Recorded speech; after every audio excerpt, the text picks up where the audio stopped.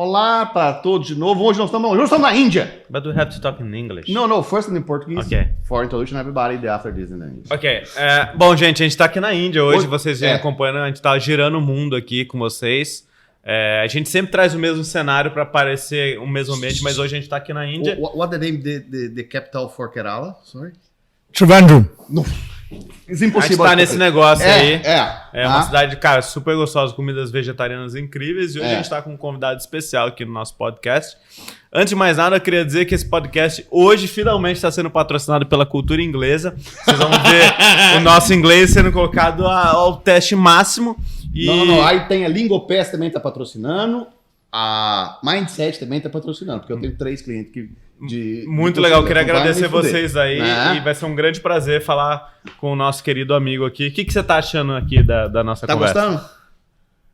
I think you guys lost me there. Ok, let's change for English. Ok, gente, hoje excepcionalmente a gente vai fazer o episódio em inglês, né? A parte disso que nós estamos com o nosso parceiro aqui em Dubai, que é o Sheyaf, né? Um dos partners nossos aqui no processo. Não precisa não, Daniel, acho que dá para pegar a distância. E nós vamos fazer nesse inglês macarrônico nosso daqui para frente, ok? Em algum dia vai ter subtitles lá no YouTube, mas algum dia, possivelmente 2023 ou 2024, a gente põe subtitles no processo. Fechado. Welcome, Sheyaf. Really, thank you. Thank you for having me on your brand new show, which is yet to be named. Yes, thank you. Really... One point in Portuguese after this. Nós estamos gravando dentro do escritório dele, então, assim, thank you for your office, thank you for your time, thank you for your director. Daniel, do you have a question about Sheyaf? Yeah. Sheyaf, thank you again for your hosting us here. And I have a question that is, you start work with Brazilian companies, I think since 1 or 2 years ago. 1 year. 1 year. 1 year? 1 year. Yeah. And in your opinion, what's the main difference between educational marketing in Brazil and the difference in other companies around the world? I mean, it's a very interesting question. I think, so yes, like you said, it's been a year. We started working with Torio, Market for Edu, the whole team. I mean, the biggest difference that we actually see, the Brazilian market seems way more mature. Mature in the sense, the most basic difference is like the Middle East market, I think maybe is 1 or 2 years behind when it comes to innovation. Okay, like for example, the best example which Torio keeps telling us and we keep listening is, I feel the Middle East market, at least for UAE, I can speak for UAE because we've been here for a long time. You're born here, no? Yeah, I'm born here. I'm born in Dubai. No, I'm staying Kerala today. We are in India now. I have a joke every time. We just said for the audience, we are in the middle of India. No, we are. Every time. The last episode is Kuala Lumpur, the other episode in Dubai, the other is, I don't remember the city. I don't know. Because we travel a lot of time. We travel all the time. Yeah, but it's okay. It's a joke internally. Okay. In Dubai. So I'm like, the biggest difference again is, I think there is a very big cultural difference. Okay. And how universities see marketing. Like, I think UAE, like many other markets, we are still focusing more on lead generation. We are still in that phase where we are still thinking of lead generation as a problem. Whereas when we started speaking, the first discussion, like when we have with Torio, the discussion is not about lead generation. We are directly talking about enrollments. Yeah. And this is a very big mindset shift. So when me, myself, or like, let's say Monash, my partner, all of us, whenever we speak to our clients, the first thing they'll ask usually is how many leads, qualified leads. There is no other discussion. But what I saw with working with Market for Edu is the first discussion is how much enrollments you want. Yeah. So this is ideally what we are trying to change as a mindset. And I think the reasons for this is Brazil, like India, is more mature market because the market size is very big. And to survive, you need to be on the cutting edge. Like you have to. So this is why when we look at like we've been working here with 15 plus education clients before Market for Edu, yeah. But all of these clients that we work, primarily we used to run media campaigns for them. It's not that we don't know about the things that, Market for Edu has to, but it's been very, very difficult to actually convince people because everybody is, I think they're a bit hesitant I don't want to say they're scared. Scared will be too extreme, but they're hesitant to actually try anything new. They're like, lead generation has worked for us and we just want to stick to that. I mean, the appetite for risk is a little bit less in this market. Yes. With our experience here, it's I have 4 clients here together for the UBIC. But really, it's the first approach everybody knows about for difference in leads and roles. It's easy for everybody to understand. But really, do you start to work? It's not easy. You start to work, it's not, because really it's necessary to change the mind. No, it's not easy. They're looking for no leads, looking for enroll. Look at the numbers for enroll. Look at the cost of acquisition. Look for LTV. It's not only cost for lead. This is a really huge difference. And I have a market in Brazil, in the marketing, or Mexico, or the other parts of the world for marketing here. No, and in one episode, I don't remember now, because I have a lot of episodes. No, it's 30. Multi-billionaire podcast. No, but I remember one episode I spoke for here about the big difference in Brazil. Like I told you, here it's maybe 3 or 4 years behind the Brazil. It's not 2. It's okay. 3 or 4. Yeah, 3 or 4. I stand corrected. Yes, but really it's true. Thought it would be easy with you. Yes, but I have one question for you. I have a very qualified audience in Brazil. Very qualified. No, I love your defense for Daniel. But really, it's one important point for, I think, for the guys listening to us. Now, I have opportunity for the CMOs, the Brazil come here. Really, all the parts of the world. Do you think it's a have opportunity for these guys come here? I'll be. You want my honest response? Yes, of course. Be honest. I think this is not just CMOs from Brazil, but generally a lot of people, they come to this market, even though the Dubai market is very fast. But because of let's say universities or business in general, their appetite for risk is very low. So when these CMOs usually come from outside markets with very strong credentials, what happens is they actually start working. We've seen this in education. We've seen this, like, one of the examples, one of the universities we spoke together. Yes. The marketing director was very strong like this. But it's amazing. Yeah. She's amazing. Yeah. Really. And, but same is Felicity. For Middlesex. Yeah, for Middlesex. One of our clients, she's very aggressive. She's ready.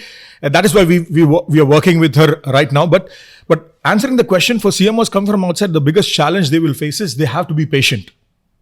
Because Dubai is a country which is a very young country, UAE as a whole.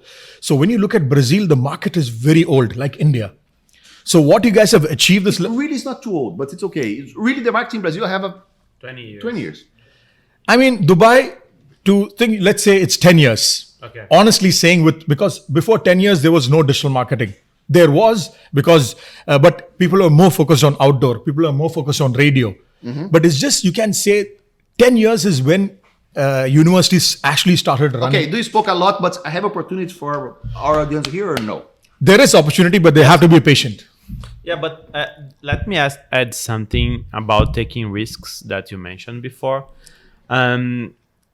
Everyone asked me why Descomplica achieve such success as we did.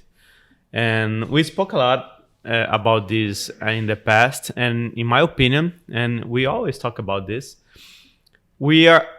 I'm and Torio and the best CMOs that we met, we are always open to learn the new things. And more than this, we love taking risks and we execute the things. Yes. Most of the people don't execute. And this is the main difference. I think really because marketing in Brazil, of course, it's more competition compared for here. Yeah. This is the point. No, but it's not the only point. But really the point is I have a much more competition. It's the population. It's in population in UAE. It's 9 million people only. But I have a competition here because here in UAE I have 82 universities. No. Yeah. I think it's more than this because, in my opinion, Do you have opinion? Yeah, only one. It's new for me. Yeah, it's new. We are talking for several podcasts. This is my first opinion here. In English, your first opinion. Yeah, in English, my first opinion. The people are working in their comfort zones because most of the people that work in education marketing in Brazil are focused on short-term bonus, short-term money. This is true. And if you are thinking about long-term bonus, you are thinking different. You'll be able to take risks more than others. Yes, one question. Do I have a bonus here for the CMOs, for the people, for the enroll? I'm not sure. No, No, I don't think so. But this is a point I had, but I don't want to. But as you mentioned it, I think one of the other reason is I was telling you yesterday, Dubai is quite of a transitional market. People come, they keep I don't know average how long a CMO stays in a role in Brazil. But in Dubai, when 5 years normally.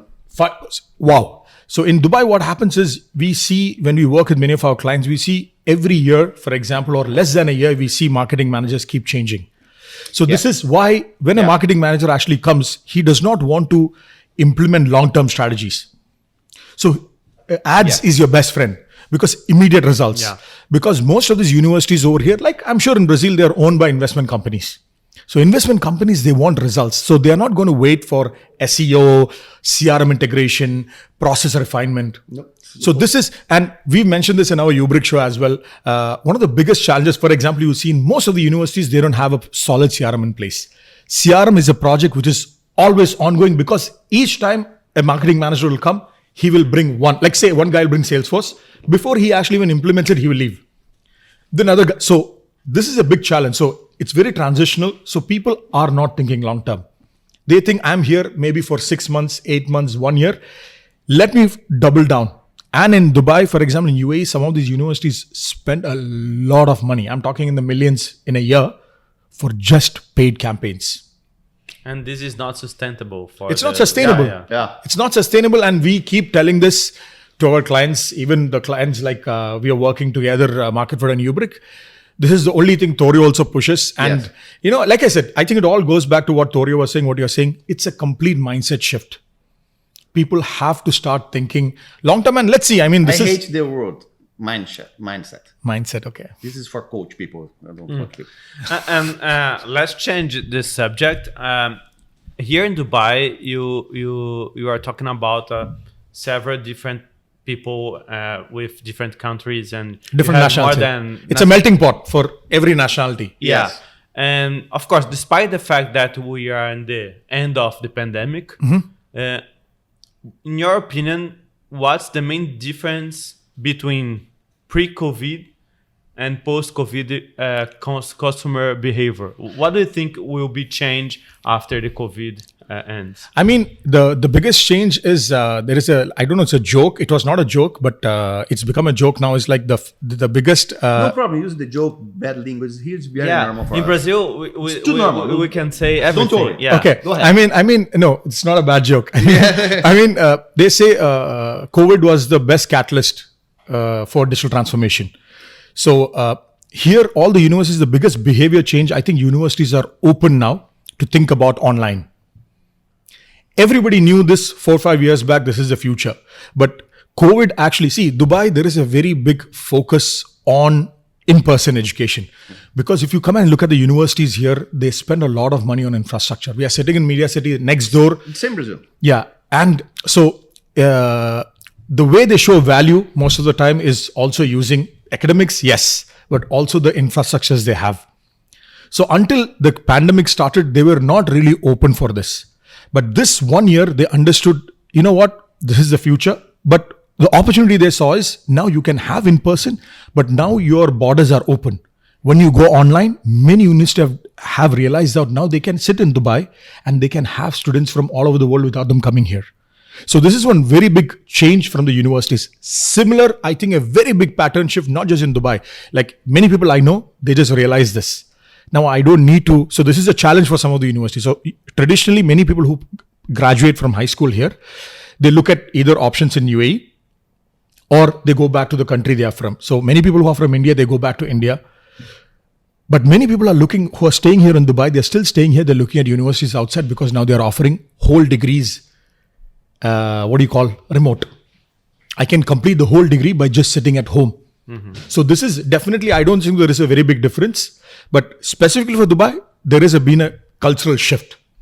People have started to openly think about remote online learning now. Nice. And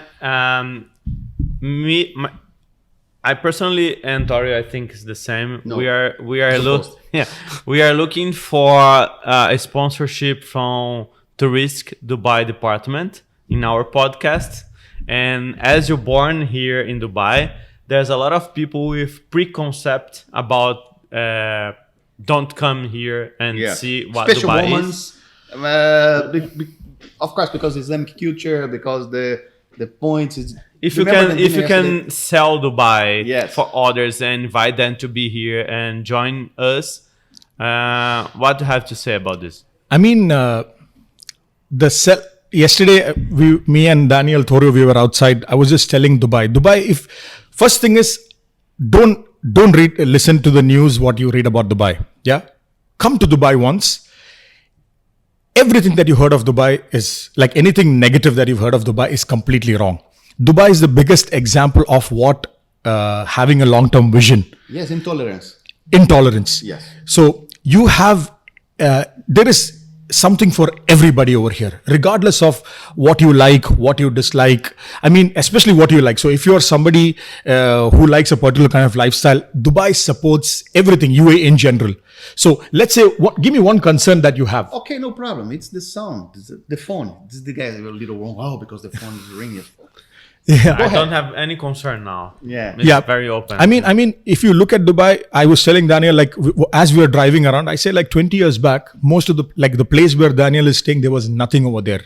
It was not even sand. Yeah, it was just gravel or sand. He lives in Marina. There was no marina. So this is a country which is the biggest example of building from zero and within a very short span of time.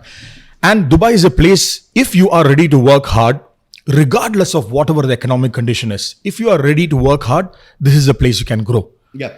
Everybody has equal opportunity in Dubai. Many other countries, no matter how good you are, sometimes there are limitations because of the political situation. But Dubai is not like that. You are ready to work hard. Whatever you are doing, this is the place to grow fast. But really, look, thank you. But do you have an 1 minute for advertising for best estate in India, Kerala? Yeah, definitely. I mean, really? Because the people in Brazil, the same image I have here for Dubai. I have a different image for India. Really spoke about Kerala. I mean, I will not speak about whole of India, but Kerala definitely they call it God's own country for a reason. One of the highlights of Dubai is that it's very safe. Yeah, safe in the sense you can walk at 3 a.m. at the night alone anywhere. Obviously, use your common sense. Any country has its risk, but compared to every other country, I'm born and brought up here. I've traveled a lot of other countries, but the way you feel safe here.